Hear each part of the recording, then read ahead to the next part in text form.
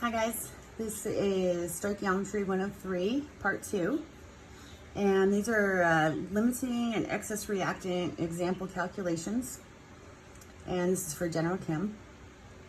And I pre-wrote all of the examples, and you can pause as necessary to write them down as we go. In our first example, we have aluminum being combusted to make aluminum oxide. And excuse me, the prompt says if 2.50 grams of aluminum react with 4.75 grams of O2, question A, which is the LR and which is the ER, where LR stands for limiting reactant and ER stands for the excess reactant. So what we have to do is figure out who's going to run out first between this 2.50 grams of aluminum and 4.75 grams of oxygen. Sometimes people want to look at this and go, well, this has less grams, so it's going to run out first. But in chemistry, we have to compare moles instead of grams. And we also have a mole ratio to consider. So what we're going to do, the first thing we're going to do is convert each of the grams to moles.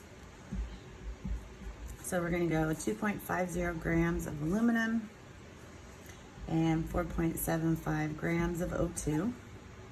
So this is what we're starting with in grams. And then we're going to convert to moles using the molar mass of each substance. 31.998. Okay, so 2.50 divided by 26.982. And that gives us 0.0927, and that's moles of aluminum. And then 4.75, don't end it please. Thank you. Okay, 4.75 divided by 31.998, and that gives us 0.148 moles of O2. And what we'd want to do is recognize and label these two moles. Hey, don't go around, please. This is my work area.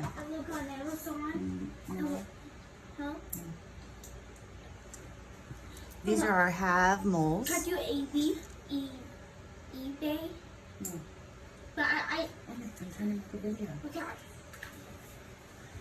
Sorry, that was my son, and we were talking about what he's doing.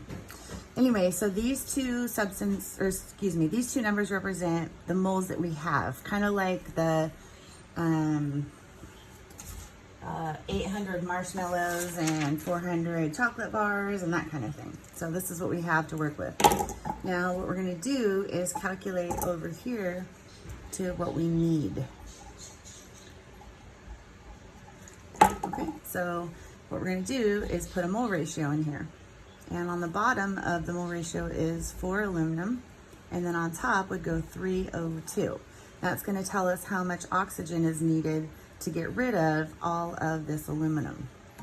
So we'll go 0.0927 times 3 divided by 4, and we get 0.0695 moles of oxygen. And those are needed moles. So they're not how much we have, it's just a theoretical number that is the amount of oxygen needed to get rid of all of this aluminum.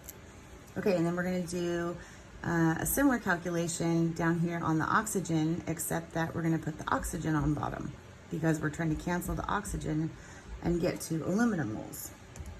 So we'll go on 0.148 times 4 divided by 3, and we get 0.197, and that's moles of aluminum. Okay, so these are our need moles. And then what you're going to do is compare what you have of aluminum to what you need of aluminum. Kind of like if I had $20 and I needed $40, then I wouldn't have enough. So I'm just going to compare across like this. I have 0.0927 moles of aluminum. I need 0.197. So what I'm going to do is see that what I have is less than what I need. So I've called the aluminum is the limiting reactant. And with the oxygen, I'm going to do a similar comparison right here and see that I have 0.148 moles of O2 and I need 0.0695 moles of O2. So this oxygen is the excess reactant. So I'm just going to make a note of that up here. If you have more than you need, that is the excess reactant. And if you have less than you need, that makes it the limiting reactant. Okay, and you always label the have moles as limiting or excess, because remember that these are two just theoretical numbers that we calculate to see how much of that substance is needed to get rid of what we have. Okay, so we know now that the limiting reactant is kind of like, or excuse me, the aluminum is the limiting reactant. So that's kind of like the graham crackers in the s'mores analogy. So since the graham crackers limited the number of s'mores that could be made, the half moles of the limiting reactant are going to limit how much product can be made. So the aluminum oxide is kind of like the s'mores here. So we ask how many grams of aluminum oxide could be made. What we're going to do is take our limiting reactant, half moles, and that number gets to go on in the problem. So 0.0927 moles of aluminum.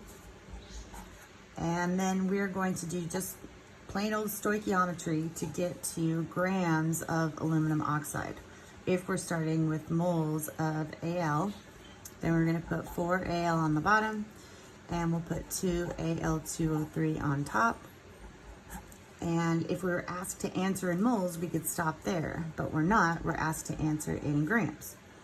So we need a molar mass of aluminum oxide, which is 101.961. And then we're just going to do this math. 0.0927 times 2 times 101.961 divided by 4.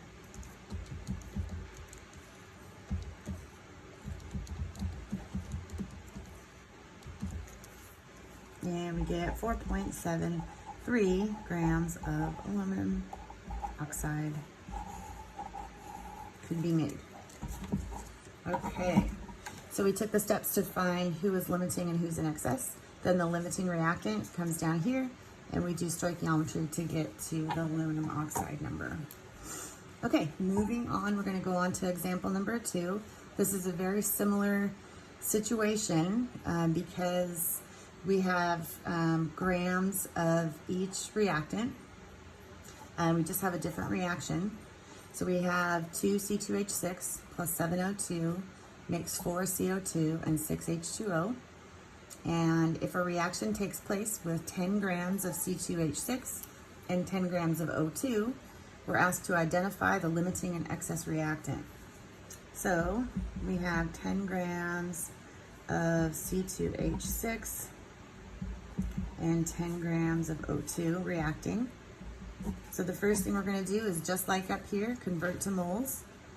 So this one is 31.998 grams. This is 1 mole, 24. And this is 30.069 grams is 1 mole of C2H6, and this is of O2.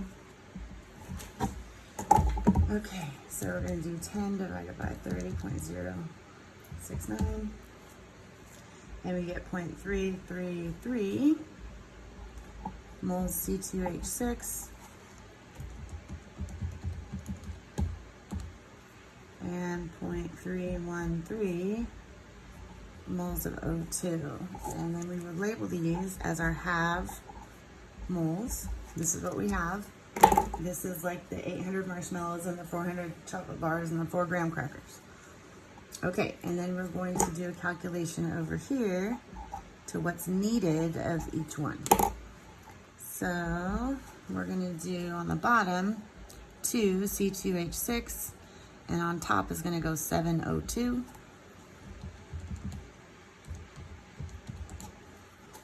And we get 1.17 moles of O2 are needed. And then we're going to flip that mole ratio over to get us to needed moles of C2H6.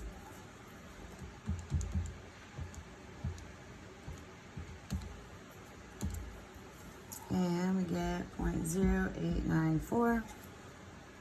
Okay.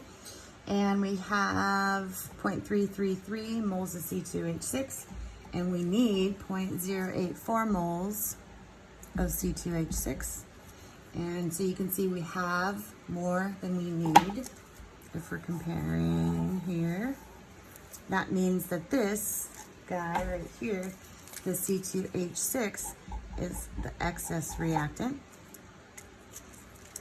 And if we compare moles of oxygen, what we have to what we need, we have 0.313, we need 1.17, so that makes the oxygen the limiting reactant.